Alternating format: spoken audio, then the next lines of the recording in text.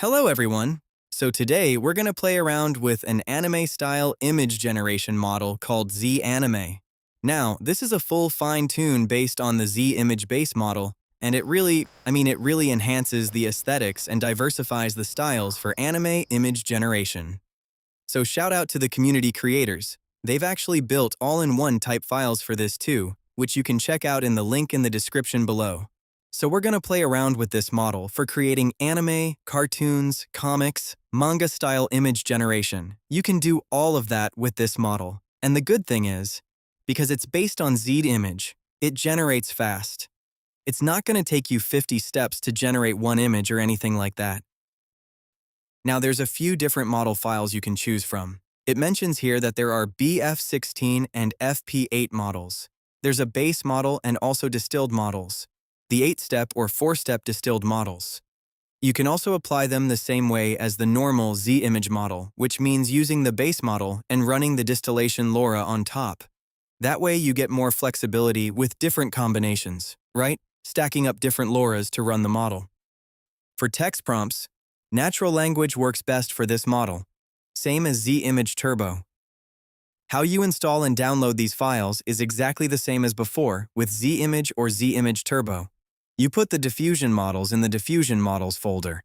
GGUF goes into the UNET folder if you're using the quantized version, and if you're using the all-in-one file, put that in the checkpoint subfolder. All of that is included in the files right here. You can check that out. In this video, I'm going to use the diffusion model approach. Specifically, I'll be using the Zanime Distill 8-step BF16. The reason is, I'm not using this for training or fine-tuning. This is purely for inference. So for quick testing with good quality, the Distill 8-step is more than enough to get the job done. There's also a demo workflow from the author that you can try, the official Zanime workflow. But I'm going to use my own workflow since this follows the same concept, same practical usage as Z image Turbo. The text encoder, the VAE, they're all the same. And I already have that running in Comfyui. I like this. So first, let me test this model side by side with Z image Turbo, since both run in 8 sampling steps. But first, let's just check if the model actually works. I'm going to drop in a text prompt here using all the default settings from my Z image Turbo template in Comfyui. Same settings, same text encoder, same VAE. The first time you run it, it'll take a little longer to load up the models. That's just the warm-up. And you can see, yeah, it's generating anime style. That's exactly what it's built for. Japanese anime, cartoon-style image generation. Now let's run both models side by side, Z image Turbo and Zanime. So what I'll do here is, instead of duplicating all the custom nodes and model loaders, I'll add another model loader for Z image Turbo BF16. Both are the same precision, same model type. I'll duplicate the groups here. This one connects to Z image Turbo and Zanime stays on the bottom. Since we're using the same text encoder and VAE, we don't need to duplicate those. Just connect the same ones. That's good enough. Alright, so now we have 2 images generated. Let me put them side by side. On top is Z image Turbo. On the bottom is Zanime Distill 8-step.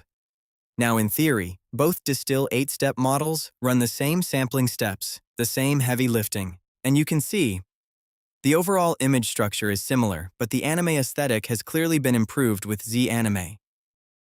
Look at the clothing, especially the red areas here. They feel more crisp, more sharp. The style really leans into that Japanese anime cartoon aesthetic, where Z image Turbo looks a bit blurry. The coloration feels more like early 90s anime, but Zanime, this feels more like late 90s, early 2000s anime style. At least that's what I'm seeing right in front of the computer. The colors might look a little different on your screen, but the difference is clear. Even though both images share the same underlying structure, the results look totally different in terms of colors, details, and how sharp the edges and lines are.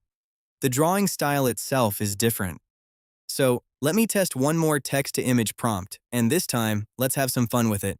Since I've been using AI agents and doing a ton of AI agent stuff, this time I use OpenClaw help me create some examples specifically targeted for Zanime, and those text prompts follow the official prompting guide to optimize for this model. Or more broadly, they're optimized for Japanese anime cartoon style. So as you can see, two outputs here. Let me put them side by side.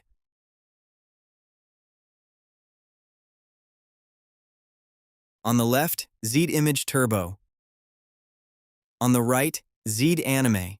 Color-wise, sharper, obviously sharper.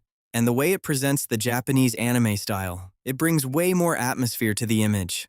Now, both characters are holding katana blades, but look at the Z-Image Turbo version. The hands aren't great, and the katana doesn't really look like a katana. The Z-Anime version, though, that looks something close to Japanese katana, but overall, Z-Anime's output is clearly better here, with proper edges form. Alright, I'm gonna push this even further. Not just doing comparisons, I want to show you a real workflow. So here's where it gets interesting. I'm running this a bit differently than your typical Comfyui setup because, well, it's 2026, AI agents era. So let me take this basic workflow and enhance it a bit more. Based on this workflow, I can add a remove background node like this. Why do I need remove background? I'm putting a green screen behind the character. That way it's much easier to composite multiple characters into a single scene later. Now I've also built out a more detailed workflow. This one was originally used with Z-Image Turbo and Z-Image base models. All I did was swap in the Zanime Distill 8-step model. Since it's compatible with both, we can use all the same tricks. More detail, better refinement, and you can even use QuenVL for generating detail prompts if you want. So the workflow goes like this. Generate the character with green screen background, use a reference environment image, and then compose them together using Flux 2 Client. Now I've demonstrated this before with Z-Image Turbo, and now we're running the same thing with Z-Anime. The first pass uses reference to image with Flux 2 Client, multiple reference images, and we get a base composite. Then for the second pass, I use the Z-Anime Distill 8-step model to bring back that anime, cartoon aesthetic. The denoise here is subjective. If you want more anime aesthetics, you can push it higher. But I'd suggest not going over 50%, because that'll start changing the core structure of the image. Around 35% is a sweet spot, enough to bring in that anime style without losing the composition. Then finally, we have the upscale. In this workflow, I'm using the NVIDIA SuperRes custom node, because we just need a fast upscale from 2K to 4K. Since these are reference images for video generation, we don't need crazy detail, just higher resolution. You can stick with 2K if you want, that's optional. Now here's where it gets really fun. We're going to take this into LTX 2.3 for video generation. This is a pretty cool way to turn still images into your own anime series. All of this uses the prompt relay feature I showed you in previous videos. Now one thing, there's been an update to the prompt relay custom nodes. You can now use the prompt relay timeline node. This one lets you create a fully customizable timeline within your video duration. So let's say you're generating 501 frames. That's almost 20 seconds of video. With the timeline node, you can manually set different segments at different frame ranges.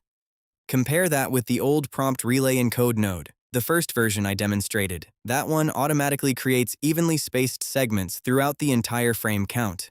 The new timeline encode gives you full control. So here in this video, I'm migrating everything over to the timeline node. The connections are the same. Models, clip, latent input all connect the same way. The output connects to the sampler for the model. Positive prompts and negative prompts. We're using condition 0 out for the negative, so that connects here as well. And make sure you connect to the LTX conditioning in the positive prompt. The migration is straightforward. So let's take this same text prompt setup and move it over.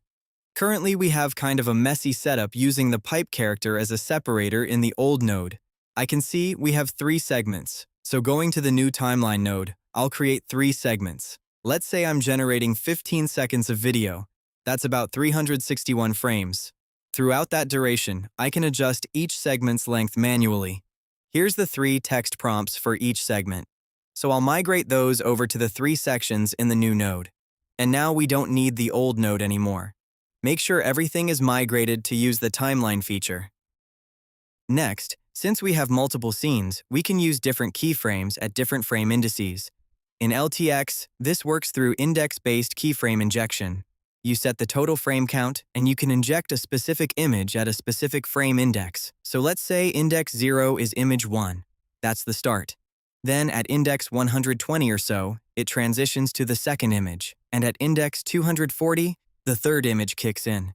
The nice thing is, the timeline node already shows you the exact frame numbers for each segment boundary. I can align my second keyframe image right there. Same theory for the third segment. Why am I doing all this? Let me show you. Take a look at the Flux 2 client plus Zanime workflow. I run the examples. We get our reference images for each keyframe, plus the first composite pass. Then I run the Zanime Distill 8-step second pass to bring it from the Flux style into the Zanime style. You can really feel the anime aesthetic coming back, the crisp lines, the color saturation. Then we upscale to high resolution. For me, 2K resolution is good enough for image to video. Since we're running LTX locally, you can always upscale later if needed. So let's say I've created all the keyframe images. In this example, the scene tells a story. A rainy day, a girl standing alone, then a guy shows up with an umbrella and walks her home. It's a short multi-shot scene. All of these keyframes were generated using Flux 2 client with Zanime. Now here's the thing. I'm not generating these as single text-to-image shots. That won't give you consistent backgrounds, environments, or characters. Instead, I remove the character backgrounds and use green screens. Then Flux 2 client lets me precisely place characters into specific environments. The AI knows, hey, focus on the character in the center. The green background is not part of the scene. That's how we get precise multi-character compositions for our keyframes. Same theory applies to the video generation pipeline. I'm using the background image, plus 2 character references. Since my story always features 2 characters, I keep the character references consistent and only swap out reference image 1 for different environments. But you can also bypass references. For example, if a scene only needs 1 character, I can click Bypass on reference 3 and just use the female character. Imagine her sitting in her room at a table doing some work. Totally doable. So here's the video output. You can clearly see the keyframe transitions at different points in the timeline. And because we set up the prompt relay with even segments, the multi-shot footage flows through each scene change. The keyframes match exactly what we generated. That's the core concept. You design your character, brainstorm your story, generate keyframes, and assemble them into video. If you're making comics instead of videos, the same pipeline works. Just stop at the image stage. Now, for even more detail, you can use multiple samplers to generate environment images. That brings in more objects, more background detail, exactly what you want for your video scenes. Then, you bring all of that together into composite keyframes. This is getting into complex multi-step territory. If you're a beginner, you might be wondering, why do we need all this reference image stuff? And that's totally fair. But here's the thing. Nowadays, you can use AI agents to help with this. I've actually built a script that makes this whole process easier. So here's the agent script I created. It uses LangGraph with multiple steps that you can execute in OpenClaw or Claude code. Whatever AI agent platform you're using, there's also a Gradio interface to run it. Going through OpenClaw, it's basically a chat conversation where the agent follows the instructions I've set up in the script. It helps me execute the generation pipeline through different tool calls, creating character images, background scenes, and all the text prompts I need for both image and video generation. Now, the AI agent generated all the images, characters, environments, keyframes. But I didn't instruct it to remove the character backgrounds, so they still have the original backgrounds. That's something you can edit in the workflow JSON files. You tell the agent to use your updated workflow. I've included that in the agent script now, though it's still a bit rough. The markdown instruction files tell the agent where to run things and what files to use. It knows how to walk through the whole process. So that's how the tool calling works. The agent goes through multiple steps, tells me what it's doing at each stage, and at the end, it outputs the video prompts. It already has the prompt relay structure applied, global prompts and local prompts ready to go. Here's my take on all of this. In Comfyui, you can always do things manually. Click through each image generation, fine-tune the settings yourself. And sometimes that's the right call, because AI automation won't always nail the details. Especially for video generation, those keyframe duration settings, the index numbers, the text prompts. Sometimes you need to refine those by hand, so it really depends on your style, fully automated or a hybrid approach. In this video, I'm using the hybrid approach. the image generation for the first 3 workflows. I let OpenClaw handle that. That's why you see so many tool calls. And now OpenClaw is even smarter. It finds the exact image models I have installed and runs them automatically. So image generation, hands off. Let the agents do the batch pipeline. But video generation, I still do that myself. Those keyframe duration settings, the index numbers, I want to see those before I hit generate. I want to double check the timing. So that's my take on how we can use open source models like Zanime and LTX to create Japanese anime by yourself. I'll see you guys in the next one. Have a nice day. See ya.